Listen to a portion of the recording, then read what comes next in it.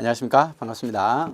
이번 시간에는요, 다자간 정상회의와 관련된 경우를 보겠습니다. 평상시가 있고, 그리고 많은 외국 대통령이나 국가 원수들이 와 있는 상황에서 어떤 테러 위험성들은 더 커지죠. 그렇기 때문에 거기에 대한 철저한 대안, 신변 보호가 필요할 겁니다. 경호안전대책기구를 설치를 하게 됩니다. 그러니까 다자간 정상회의 경호안전대책기구장인데, 대한민국에서 개최되는 다자간 정상회의가 있습니다.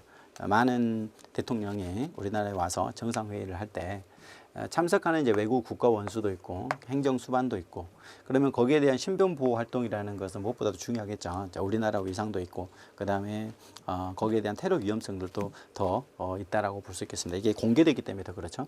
자, 행사장 안전이랄지 이런 부분에 대해서 어디 소속이냐, 이게 대통령 소속, 이제 이런 걸 물어봐요. 이런 경호안전대책기구를 어디 대통령 소속으로 두게 됩니다. 경호처 소속이 아니죠. 앞에서 이제 경호처 소속으로서 위원회가 있었는데, 여기는 대책기구를 대통령 소속으로 이렇게 두게 됩니다. 자, 그러면 어떻게 구성을 하고 그다음 운영은 어떻게 하느냐라고 보면은 대통령령으로 정하도록 하고 있어요. 이런 걸 처장이 정하는 것이 아니라 경호안전대책기구 구성 시기랄지 이제 이런 부분은 대통령령으로 정한다. 이런 부분들을 처장이 정한다랄지 이런 식으로 이렇게 하면은 오답이 되겠죠. 여기에 대처장 소속으로 이렇게 해도 오답이 되겠죠. 자, 그러면 이런 구성 시기랄지 이제 운영 기간 이런 부분들은 이제에 대해서 이제 구체적인 내용이 있잖아요. 이제 규모랄지, 여기에 이제 보면은 구성이랄지 운영 이거 아니고, 이제 그래서 규모랄지 성격 이런 거는 처장이 정하죠. 이렇게 보면. 그리고 운영 기간은 1년 6개월을 초과할 수 없다. 그래서 최대에서 1년 6개월입니다. 최대 1년 6개월. 그래서 다자간 대책회의가 있는데, 경호안전대책기구죠. 여기에 대해서는 최대 1년 6개월 이렇게 시행령에서 정하고 있습니다. 자, 그다음에 중요 시설에 대한 이제 인력 배치, 장비 운용이 나와요. 자, 관계기관과의 장과 협의인데, 이 경호안전대책기구장은 다자간 정상회의 경호안전을 위해서 여기에 관계기관장과 협의를 해요. 기구장이. 통합방위법이 있습니다. 통합방위법에 보면은 이거는 이제 비상사태죠. 여기에 갑종사태, 의종사태, 병종사태 이렇게 되는데, 아무튼 적이 침투했다 할지 이럴 때 떨어지는 게 통합방위 사태라고 볼 수 있어요. 통합방위법에 따른 이제 국가 중요 시설이 있습니다. 이제 국가 중요 시설은 국방부 장관이 징하는 시설, 국가 중요 시설인데, 불특정 다수인이 이용하는 시설, 이건 이제 공개된 시설이잖아요. 안전관리에서 필요한 인력을 배치, 장비 운용할 수 있다. 그리고 이거는 반드시 하해야 되는 게 아니에요. 좀 어렵게 내면은 반드시 운영하여야 된다 이렇게 틀리게 낼 수 있기 때문에 이 부분에서 잘 보셔야 되겠죠. 협의를 거쳐야 되고, 이제 그리고 여기에 대해서 국가 중요 시설에 대한 필요한 인력 배치를 운용할 수 있도록 이렇게 되어 있죠. 자, 그러면 운용이 나오는데, 인력 배치 장비 운용과 관련해서 지금 이제 이러한 대책기구장이요, 관계진과 협의를 거쳐 가지고 이 경호 구역 내에서의 경호안전대책기구 장, 그리고 경호구역 외의 지역에서는 해당 국가 중요시설 특정 사수를 이용하는 담당하는 기관장과 이렇게 협의를 해 가지고 실시를 하도록 하고 있습니다. 각각 이렇게 이제 운영을 해요. 그리고 국가 중요시설에 대한 인력 배치 장비 운용 기간이 있습니다. 6개월이죠. 아까 이제 대책 기구는 1년 6개월을 초과할 수 없다라고 돼 있고, 여기에는 인력이나 장비를 운용하는 것은 6개월을 초과할 수 없다 이렇게 되어 있죠. 이렇게 대책 기구는 1년 6개월, 그리고 장비나 인력은 6개월을 초과할 수 없다기 때문에 이런 1년 6개월과 6개월을 기억을 해 두셔야 되겠습니다. 다음 넘어가 보시면요. 이제 대통령 경호안전대책위원회가 있었잖아요. 이게 차장 소속으로 위원장이 차장이었는데요.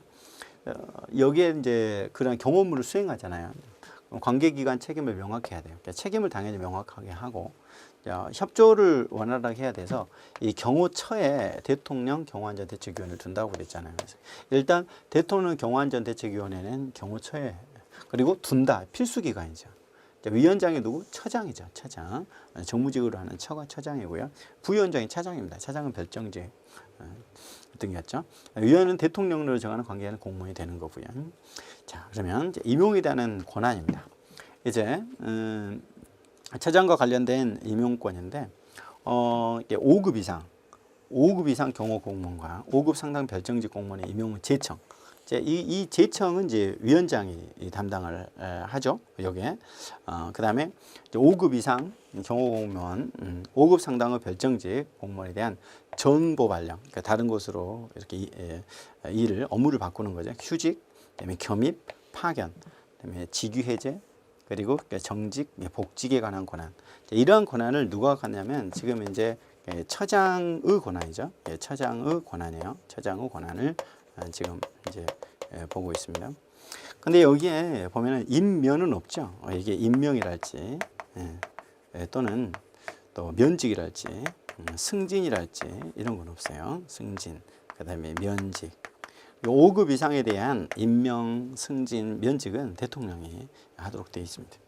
이제 6급 이하에 대한 이 모든 임용권은 이렇게 처장이 갖고 있는 거다.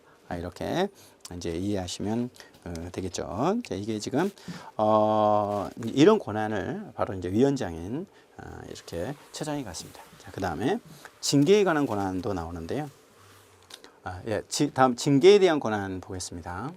자, 5급 이상의 경호 공무원, 5급 상당의 별정직 공무원에 대한 파견, 해임, 제청이에요.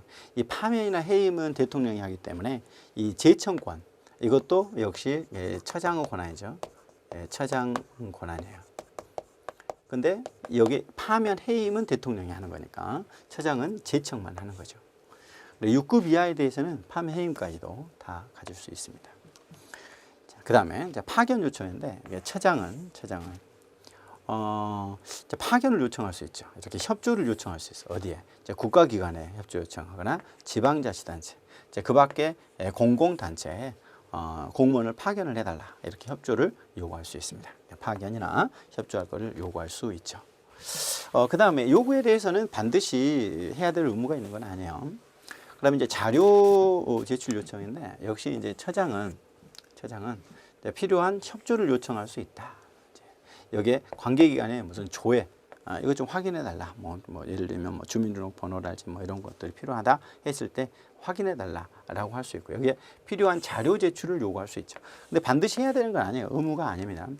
자, 처장은 대통령 비서실, 그다음에 국가안보실, 그 다음에 관계기관에 이렇게 자료 제출 요구할 수 있는데 이 부분을 잘 알아야 돼요. 비서실에도 자료 제출 요구할 수 있고 국가안보실에도 요구할 수 있어요. 여기 뭐 국가정보원 이게 아니죠. 그러면 비서실과 안보실에 요구할 수 있습니다.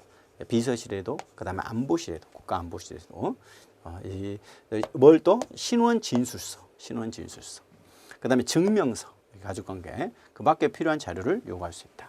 신원진술서도 요구할 수 있고요. 그 다음에 증명서도 요구할 수 있죠. 어디에다가 그 대통령 비서실과 국가안보실 그리고 관계기관에 신원진술서와 증명서를 요구할 수 있다. 이때 처장은 제출된 자료 내용을 확인하기 위해서 조회 협조를 요구할 수 있죠. 이 부분도 잘 출제하니까 비서실과 국가안보실 꼭 기억을 해두십시오. 그 다음에 처장은 이 범죄 경력 조회, 사실 증명을 협조를 요구할 수가 있습니다. 이제 범죄 경력 조회랄지 증명에 필요한 협조를 요청할 수 있다라고 하는 거죠. 어디에? 관계기관에 필요한 관계기관에요. 지금 우리는 처장의 권한 등을 보고 있습니다. 그 다음에 무기의 휴대 및 허가권인데 경찰뿐만 아니라 경호처에서도 무기 휴대할 수 있는데 처장은 무기를 휴대하게 할 수 있다. 이런 부분들이 이제 대통령 경호 등에 관한 법률에 있는 것이죠. 이제 차장을 한 명을 둔다고 했고요. 그러니까 차장은 여기 정무직은 아니라고 그랬죠. 그래서 예전에 정무직이 있었는데 정무직이 아니라 별정직으로 구한다. 처장을 보좌하고 차장은 차장을 보좌하죠. 이게 협의 법정대리라고 그랬잖아요. 차장이 없을 때 차장이 대신한다. 자, 직원의 구분을 보죠. 이제 경호처의 지금 구성을 보고 있습니다. 자, 경호에는 이제 특정직 공무원은 이제 정년이 보장이 됩니다. 1급부터 9급까지 경호 공무원과 그다음에 이제 일반직, 여기에 이거는 이제 경호 공무원은 특정직이고요. 일반직 국가공무원을 둔다. 다만 필요하다고 인정할 때 보면 별정직 공무원을 둘 수 있죠. 앞에서 이 경호처장만 정무직이죠. 그럼 직원의 계급은 이제 대통령령으로 정하는데 이렇게 직원의 계급이 예전에 여기가 이렇게 경호이사관, 경호부이사관 이랬는데 이게 이제 빠진 거예요. 그래서 이제는 이사관, 부이사관 이렇게 한 거죠. 뒤에는 이제 경호란 말이 붙는데 이사관과 부이사관은 경호가 이제 빠졌으니까 그런 내용 정도 좀 알아두시면 되겠죠. 첫 번째는 관리관이에요. 관리관. 그리고 이사관, 부이사관, 관이 부죠. 그 다음에 이 경호 서기관 있죠. 이 앞에는 이제 경호 서기관이라고 해요. 서사. 관이부 서사죠. 관이부 서사, 관이부 서사. 주사 보, 서기 보, 주보 서보, 주보 서보. 관이부 서사, 주보 서보. 이렇게 나눠지죠. 이게 이제 9급부터 1급까지예요. 관리관, 이사관, 부이사관, 관이부, 서기관, 관리관, 사무관, 관이부 서사, 주보, 주사, 주사보, 서기, 서기보, 주보, 서보 이렇게 나누네요. 계급 숙지해 두시고요. 명칭은 대통령으로 정하도록 돼 있죠. 자, 그다음 넘어가 볼까요? 이제 경호처의 직원에 대한 임명에 관한 내용들입니다. 5급 이상이라 5급 이상은요. 대통령이 임명권을 가져요. 그러면 어떻게 되냐면 처장은 제청을 하고요. 그러니까 처장이 제청을 해요. 제청권자가 처장이에요. 대통령이 임용한다. 대통령이 임용에는요. 임명뿐만 아니라 면직, 승진 이런 게 다 포함이 되는데 자, 그 중에서 5급 이상의 이제 전보, 휴직, 겸임, 파견, 직위해제, 정직, 이 복직은 처장이 한다. 자, 그러면 여기에 뭐가 안 들어가는 거예요? 다시 한번 보면 임명, 5급 이상의 임명, 승진, 면직, 면직은 이제 파면 해임이거든요. 이제 이게 포함이 안 돼 있잖아요, 이렇게. 자, 그러면 임명, 승진, 면직은 누가? 대통령이 한다는 말이겠죠. 전보, 휴직, 겸임, 파견, 직위해제, 정직, 복직 이런 것들은 바로 이제 처장이 행하도록 하고 있기 때문에요. 고위공무원단에 속하는 별정직 공무원, 신규 채용에 관해서는 국가공무원법을 이제 준용하도록 하고 있는데 여기에 이제 이 고위공무원단에 속하는 별정직의 경우는 이제 차장이 여기에 속할 수가 이제 있죠. 자, 그러면 고위공무원단에 속하는 이제 임용과 관련해서 임용권자는 아까 대통령이었잖아요. 그러니까 제청권자는 처장이었는데 고위공무원단에 속하는 공무원을 채용하거나 또는 이제 승진 임용하고자 할 때 선정을 하잖아요. 그래서 고위공무원단 심사위원회가 있어요. 심사위원회 이제 심사를 거쳐서 이제 임용하거나 제청을 해야 돼. 자, 고위공무원단 심사위원회가 있다. 임용심사위원회가 있어요. 그러면 이 채용함에 있어서 이제 임용조차 간소하고 고려해서 경력직 고위공무원을 특수경력직은 그 신분보장이 안 되는 거잖아요.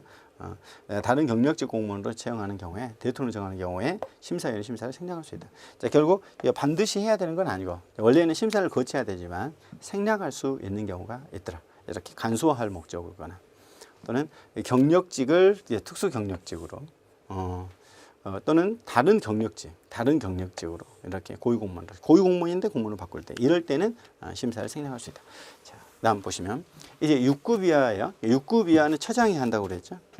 6급 이하는 처장이 임용권을 행사한다. 모든 임용권은 이제 임명, 승진, 면직, 그리고 전보, 휴직, 파견이나 그다음에 면직, 그다음에 복직이랄지 휴직이랄지 직위해제 이런 걸 다 담당을 하는 거예요. 이제 임용 자격과 확인입니다. 임용 자격. 경호처 직원은 신체 건강하고 사상이 건전해야 되고요. 자, 임용 자격 확인으로 가볼까요? 이제 임용 자격이 있는지를 확인해야 되는데, 확인하기 위해서는 이제 자료 제출 요구돼요. 처장은 자료 제출을 요구할 수 있다. 자료 제출을 요구할 수 있어요. 그럼 어떤 부분들이냐라고 보면은 일단 이제 신원 진술서, 건강 상태랄지, 그다음에 사상 건강 이런 거, 그다음에 학력, 그다음에 경력, 그다음에 건강 진단서. 그다음에 가족 관계에 관련된 증명서 이러한 것들을 요구할 수 있죠. 자료를 요구할 수 있어요. 신원 진술서, 학력 증명서, 경력 증명서, 그리고 건강 진단서, 신학 경건, 그리고 이제 가족 관계 증명서, 이런 필요한 서를 요구할 수 있다. 그럼 이제 처장은 이제 협조를 요구할 수 있는데 관계 기간이 있어요. 이거는 이제 본인 임용 대상자한테 요구하는 거고 이제 관계 기간에 조회나 협조를 요청할 수 있죠. 자, 그러면 이런 자료 제출이나 조회를 할 때 왜 확인에 필요한 사항은 처장이 정하도록. 이제 이 외에도 세상에 정해서 확인할 수 있도록 이렇게 이제 하고 있다라고 보시면 됩니다. 그다음요. 뭐 좀 간단하죠. 근데 임용 결격사유가 중요해요. 이제 이쪽 요 부분은 이제 암기가 필요한 부분들이 나오거든요. 우리가 이렇게 흘러가다 보면 암기가 필요한 영역이 있고 이해만 해도 되는 영역이 있잖아요. 일단 전반적인 것을 보고 나중에 우리가 문제풀이를 통해 가지고 기출 문제랄지 이런 걸 확인해 보면은 어떻게 문제가 되는지 확인할 수 있을 겁니다. 결격사유인데요. 임용될 수 없다. 이러이러한 자는 임용될 수 없다라고 이렇게 이제 보고 있습니다. 일단 첫 번째는 대한민국 국적. 국적을 가지지 아니한 자 이렇게 돼 있어요. 국적을 가지지 아니한 사람의 경우에는 이게 될 수 없습니다. 임용을 할 수가 없도록 하고 있죠. 대한민국 국적을 가지지 아니한 자. 그리고 이제 국가공무원 33조 각호 어느 하나에 해당하는 사람 이렇게 돼 있는데 여기에는요 복수 국적자는 안 들어가죠. 복수 국적자는 안 들어가. 자 무슨 말이냐면 우리나라 국적을 갖고 있다면 뭐 요게 결격사유는 아니라는 거예요. 외국 국적을 갖고 있더라도 우리나라 국적이 있으면 여기에 결격사유는 아닙니다. 자, 그 다음에 이제 피성년 후견인, 피한정 후견인이라고 그래서요. 여기에는 금, 이제 253, 이선자, 이제 피파금, 이선자, 253 이렇게 할까요? 이선자, 253. 피파금 거리에서 이선자라는 사람이 253 불고기를 먹는다. 자, 아무튼 여기에 보면은 이 피는 뭐냐면 피성년 후견인, 피한정 후견이네요. 이거는 법원에서 예전에 금치산자라고 했거든요. 여기는 한정치산자라고 그랬었는데 지금은 피성년 후견, 피한정 후견이라고 그래요. 법원에서 선고를 받은 경우에요. 혼자서 독립된 행위를 할 수 없다라는 것이죠. 정신이 조금 오락가락하고 이렇게 하기 때문에. 그 다음에 파산 선고를 받고 복권되지 않은 자. 복권되면 돼요. 복권이 되지 아니한 자예요. 파산 선고를 받고. 그 다음에 금고 이상의 자격정지가 아닙니다. 여기에 뭐 자격정지라고 쓰면 안 돼요. 금고 이상의 실형을 선고받고 집행을 종료되지 아니하기로 확정된 후 이제 5년이 지나지 아니한 자입니다. 자, 이 금고 이상 5년이죠. 여기는 5가 들어갑니다. 금고 이상 5. 피파금 할 때 금은 5죠. 5년이에요. 그 다음에 이제 2년이 나오는데 여기는 2년. 여기는 집행유예 2년입니다. 여기는 집행유예를 받고 2년이 지나지 않은 자죠. 집행유예를 받고 2년이 지나는 자. 그 다음에 선은 선고유예입니다. 선고유예. 선고유예 기간 중. 선고유예 기간이 지나면 괜찮아요. 선고유예 기간이 지나면 괜찮습니다. 자, 그 다음에 요게 이제 자격이 상실되거나 정지됐다. 자격 상실 정지되면 안 돼요. 그 다음에 이제 2년인데 이게 벌금형을 선고받고 2년이에요. 2년은 지금 이제 벌금형 선고를 받고 2년이 지나지 아니한 자. 그러면 어떤 걸로? 그러면 형법에 횡령을 했다. 또는 배임죄를 범했다. 횡령이라는 것은 이제 물품, 금품을 맡겨놨는데 자기가 자기 이익을 위해서 써버린 경우고, 타인을 배신해서 사무처리를 위반해가지고 타인에게 손해를 끼친 경우를 배임이라고 합니다. 업무상 횡령 배임도 있는데 300만 원 이상의 벌금이에요. 횡령 배임으로 300만 원 이상, 300만 원 기억하셔야 되고요. 벌금형을 선고받고 2년이 지나지 않은 자. 자, 2, 5, 3 할 때 2입니다. 그 다음에 여기에 보면, 여기도 이제 2년이에요. 똑같이 2년인데. 자, 벌금형입니다. 벌금형. 여기는 이제 성폭력이죠. 업무상 위력한 간음, 성폭력 범죄예요. 추행, 간음, 추행, 성폭력 범죄를 해서 300만 원 이상 벌금형을 선고받고 2년이 지난 자. 아무튼 이제 벌금형 선고받고 2년이 지나지 아니한 자인데 이 2년의 경우에는 300만 원 이상의 벌금이다. 그리고 여기에는 간음, 추행, 그리고 횡령 배임, 간음, 추행으로 2년이 지나지 않은 자. 그리고 5년이 지나지 않은 자인데 이게 파면 처분 받고 5년이 지나지 않은 자, 해임 처분을 받고 3년이 지나지 않은 자는 경호 공무원이 될 수 없도록 이렇게 되어 있죠. 정리해 보면 그 대한민국 국적이 없는 자가 있고요. 피성년 후견인 피한정 후견인, 파산 선고를 받고 복권되지 않은 자, 금고 이상 형성 확정이 되고 5년이 지나지 않은 자, 집행유예를 받고 2년이 지나지 않은 자, 선고의 기간 중에 있는 자, 자격상실 정지의 기간 중에 있는 자, 300만 원 이상의 벌금 받고 2년이 지나지 않은 자인데 여기는 두 가지가 있었죠. 행령배임과 간음추행이 있었습니다. 그리고 파면 5년, 회임 3년. 이렇게 피파금, 이선자, 253, 피파금, 이선자, 253 이렇게 숙지를 해두셔서 이 결격사유에 해당함을 숙지를 좀 해주셔야 되겠습니다. 그 다음 보시면 자 그러면 방금 봤던 내용들을 정의해 놓고 있는데요. 이렇게 횡령배임이라는 것은 타인의 재물을 보관하는 자가 그 재물을 횡령하거나 반환을 거부했을 때 5년 이하 1,500만 원 이하 벌금에 처하는데 이런 횡령을 범하고 1,500만 원 이하 벌금이니까 300만 원 이하 벌금에 받았다면은 이제 이런 경우에는 이제 결격사유에 해당한다는 거죠. 2년 동안. 2년 동안. 그다음에 타인의 사물 처리한 자가 임무에 위배하여 제한상 이게 이제 배임죄예요. 이게 횡령죄고 이게 배임죄거든요. 손해를 가한 때. 그다음에 업무상 횡령 배임은 업무 사회생활상 지혜 기회여 타인의 사물을 처리하는 자가 계속적으로 업무를 담당하는 자가 하게 되면 가중처벌하게 되죠. 그러니까 10년 이하 3천만 원 이하 벌금을 처하게 되고요. 업무상 위력에 의한 간음죄가 있어요. 업무, 고용 그런 관계로 감독을 하는데 간음을 하잖아요. 위력으로 5년 이하 의지가 1,500만 원의 벌금. 구금된 사건, 이게 피구금자 감호되어 있는 사건, 예를 들면 교도소 내에 구금되어 있는데 간음을 했을 때 7년 이하 징역에 처하게 됩니다.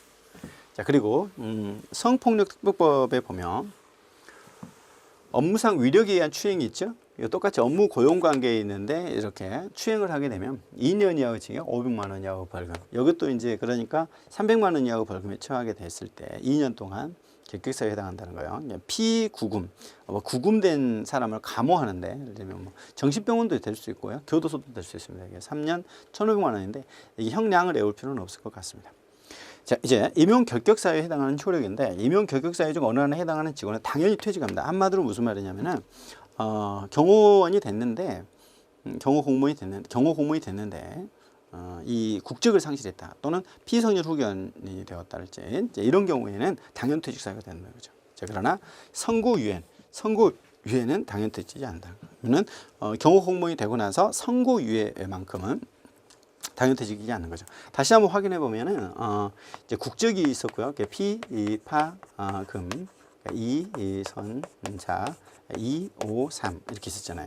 그러면 여기에 이제 이 선고유예 요거는 당연퇴직이 아니라는 거예요. 근데 나머지는 당연퇴직 사유가 되는 것이죠. 이게 피성년 후견이 되었다, 파산 선고를 받았다, 금고 이상의 선고를 받았다, 그 다음에 이제 집행유예를 선고를 받았다, 그 다음에 요게 자격상실 정지가 들어왔다, 그 다음에 이제 2년은 뭐였죠? 벌금형 300만 원 이상 벌금을 받고 2년 간음추행이나 또는 횡령배임으로 이었죠. 그 다음에 파면 5년, 해임 3년인데 이제 이 선고유예를 빼고 나머지는 당연퇴직 사유가 되겠다는 내용입니다. 이제 그다음 임용 방법을 볼까요? 그러면 이제 여러분들도 이제 이렇게 채용이 되고 할 텐데 이제 실적주의라는 게 나와요. 이제 경호처 직원의 임용은 학력, 경력 등 이런 것들이 실적이에요. 이게 실적, 능력에 의해서 채용한다. 이거 실적주의죠. 능력이 아니라 학벌이랄지 또는 어디서 태어났냐라고 하는 걸 뽑는 거를 엽관주의라고 하는데 엽관주의로 뽑는 것이 아니라 여러분들에 대해서는 능력주의, 엽관주의로 뽑는 것이 아니라 실적주의로 이렇게 뽑는 거죠. 시험에 따라서 근무 성적으로 신규 채용, 시험 실시랄지 이런 사항 대통령령으로 아무튼 이 시험이랄지 이런 부분들은 대통령령으로 정하도록 되어 있습니다. 직원은 이제 직급별로 당연히 나눠서야 되죠. 9급, 7급, 5급. 시험은 공개, 경쟁 채용 시험. 경력청이라고 해가지고요. 이거는 이제 특채라고 볼 수 있는데, 뭐 이렇게 몸이 아파서 퇴직되다가 재임용이 된달지, 그 다음에 이제 별도로 다른 뭐 어학이랄지 이런 게 필요할 때, 자격증이 필요할 때 뽑는 겁니다. 승진 시험을 구분합니다. 최장이 실시하고 필기시험 과목은 뭐 정해져 있죠. 그다음에 신규 채용 경우를 제외하고는 시험을 이제 과하지 아니한다. 별정직, 일반직 공무원에 대해서는 신규 채용만 시험으로 하고 나머지는 시험을 제하지 않는다. 자, 그다음 넘어가실까요? 이제 임용은 이제 자격 확인입니다. 자, 그러면 이제 임용을 하기 위해서는 자격 확인돼야 되는데, 이 처장은 임용할 때 결국 필요한 자료를 요구할 수 있다고 그랬죠. 신원진술서, 학력증명서, 경력증명서, 건강진단서, 그다음에 가족관계 증명서를 요구할 수 있다라고 했고요. 또한 처장은 관계기관에 협조를 요구할 수 있었죠. 넘어가시죠. 앞에서 나왔던 거 다시 한번 봅니다. 그다음에 이제 신규 채용 및 승진 임용이 나와요. 공개 채용은 공개 채용이죠. 이게 실적주의죠. 시험으로 없는 겁니다. 경호 공모가 일반직 공무원 신규 채용할 때는 신규 채용할 때는 공개 채용으로 하죠. 필기, 그다음에 면접, 그다음에 신체 검사, 체력 검정 이런 식으로 4가지를 실시하고요. 처장이 필요할 때 실기 시험, 실기 시험이랄지 지능 검사, 인성 검사, 적성 검사 또는 전부 일부를 병과할 수 있다. 그래서 반드시 들어가야 되는 건 아니에요. 여기에 시험에 적성검사나 인성검사가 반드시 들어가는 것이 아니라 처장이 필요할 때 들어가는 것이죠. 실기나 지능검사 등은요. 그 다음에 이제 이 대상이 되는 계급은 이제 뭐 9급, 7급, 5급 이렇게.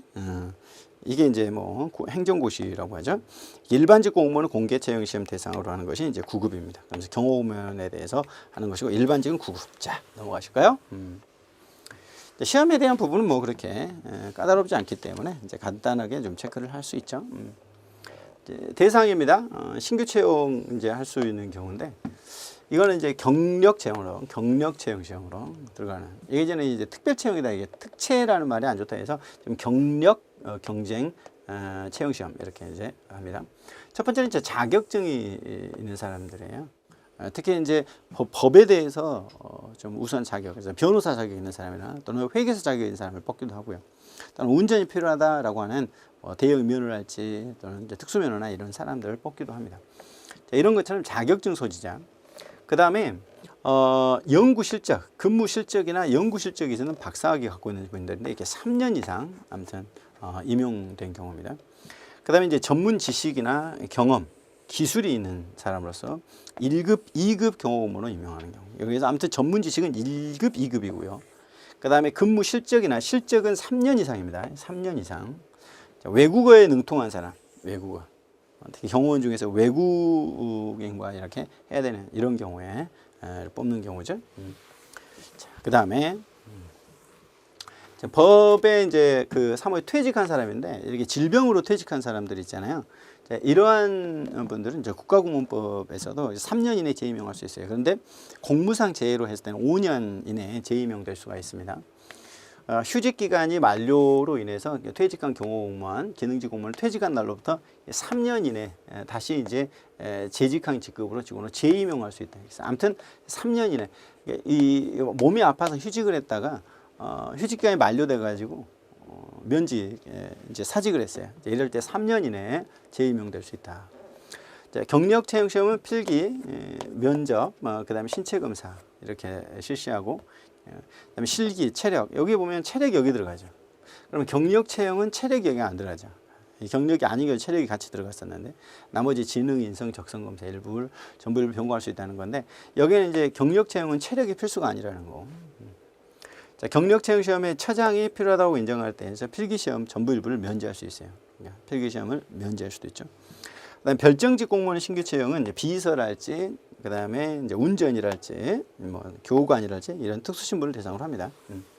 자, 그다음에 15를 좀 알아둘 필요가 있는데요. 이제 15 임용입니다. 자, 5급 이하입니다. 이게 15는 5급 이하죠. 5급 이하. 5급 이하예요. 5급 미만이 아니라 5급까지 되는 거죠. 신규 채용할 때 1년 이내의 범위 내에서 근무 성적이나 근무훈련 성적이 양호한 경우에 정규직으로 하는 건데 이 15라는 것은 시험으로 알지 못한 이제 근무 능력이랄지 이런 것들에 대해서 이렇게 체크를 하는 것이죠.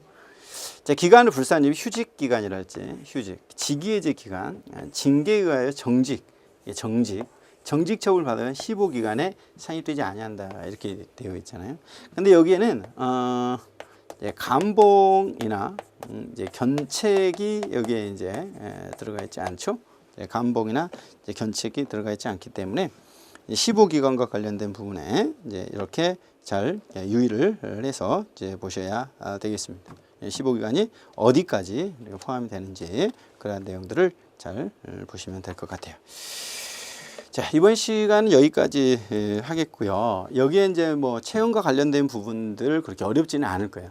우리가 공부를 하다 보면 좀 평이한 곳이 있고요. 그리고 암기가 요구되는 것이 있어요. 처음 1회독 할 때부터 다 암기하려고 하기보다는요. 일단 체크를 해놨다가 우리가 반복해서 보실 때 이제 그래도 잘 안 외워지는 부분들 있죠. 이제 그것들을 암기 노트에 만들어서 이렇게 숙지를 하신다면 아마 여러분들이 목표로 하는 시험에 쉽게 통과될 수 있지 않을까 이렇게 생각을 해봅니다.